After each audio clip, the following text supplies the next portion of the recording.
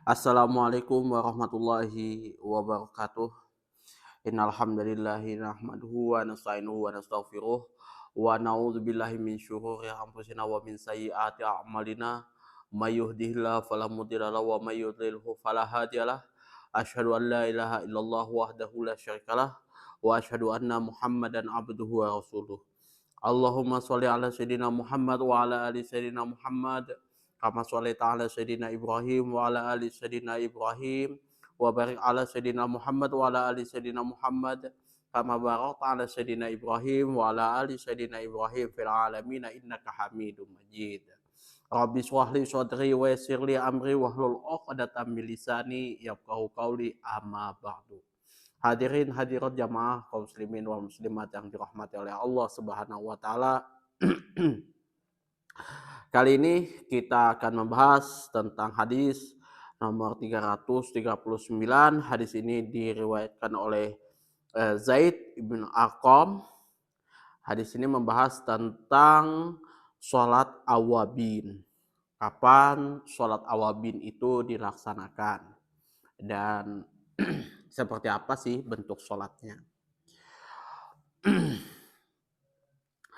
Wa an Zaid bin Arqamah radhiyallahu anhu anna Rasulullah sallallahu alaihi wasallam qala sholatul awabina hina tarmadul fisalu rawahu Tirmidzi.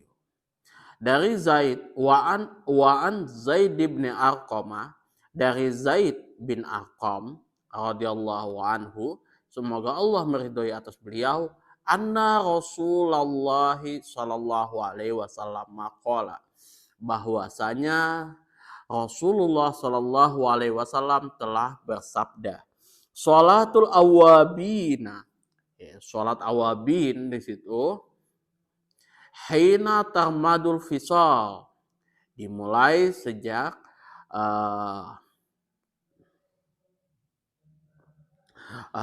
anak unta merasakan kepanasan, ya, dimulai daripada anak unta merasakan kepanasan. Hadis ini diriwayatkan oleh Al-Imam Tirmidzi. Nah, kalau kita lihat makna keseluruhannya adalah sholat awabin disunahkan oleh pentasyri' yang waktunya ialah sesudah tengah hari, ya.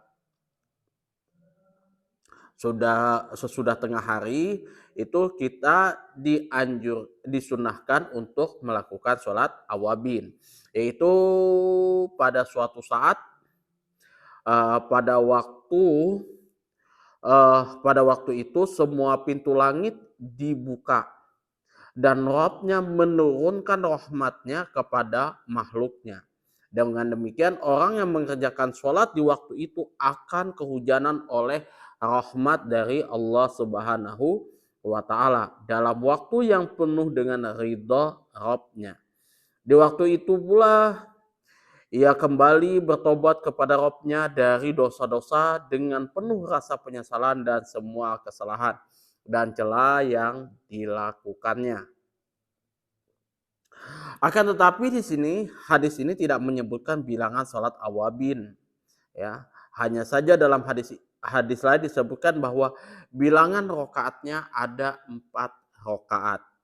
Jadi ya bisa dikatakan sholat awabin ini waktunya ya kalau sudah tengah hari itu ya pas waktu sudah sholat zuhur. Seperti itu ya. Itu. Jadi karena di sini pintu langit, semua pintu langit itu dibuka dan Allah Subhanahu wa taala menurunkan rahmat-Nya kepada makhluknya, ya. Kalau misalkan kita mengerjakan sholat awabin di waktu itu, maka kita kehujanan oleh rahmat Allah Subhanahu wa taala. Nah, analisis lafadznya adalah al-awabin di sini bentuk lafadz bentuk jamak dari lafadz awabun. Artinya orang yang taat kepada Allah Subhanahu wa taala dengan meninggalkan semua perbuatan dosa dan mengerjakan semua amal kebaikan. Tarmaddu di sini merasa panas karena padang pasir menjadi seakan-akan bara api ya akibat teriknya sinar matahari di tengah hari. Makna yang dimaksud ialah ketika telapak kaki anak unta merasa kepanasan karena panasnya pasir. Lalu mereka istirahat seraya berdekam ya. Jadi kalau sudah anak unta itu merasa kepanasan seperti itu ya. Nah, maka disitulah mulainya waktu sholat awabin. Al-fisol bentuk lafaz dari fasil. Artinya anak onta yang telah berpisah dari induknya. Jadi fasil di situ adalah anak onta yang berpisah dari induknya. Nah, fikih hadisnya adalah penjelasan mengenai waktu sholat orang-orang awabin, ya. Orang-orang yang senantiasa meninggalkan semua perbuatan dosa dan mengerjakan segala amal kebaikan. Yang mana orang tersebut sudah pasti taat kepada Allah Subhanahu wa taala. Ya, jadi kalau teman-teman ya mengamalkan sholat awabin ini jujur bagus sekali ya. Karena di waktu itu Allah Subhanahu wa taala membuka pintu langit dan menurunkan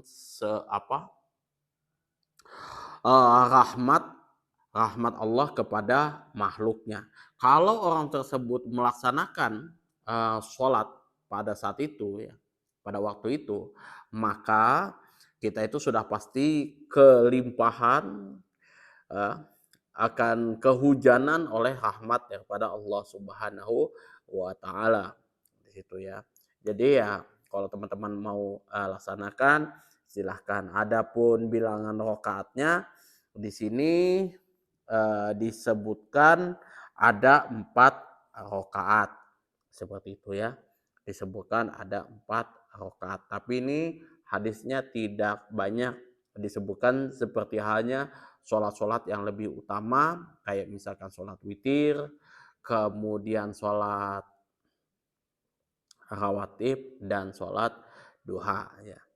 Itu saja yang dapat saya sampaikan, kurang dan lebihnya saya mohon maaf yang sebesar-besarnya apabila penyampaian di video ini kurang berkenan di hati teman-teman semuanya, ada kata-kata saya yang menyinggung atau ya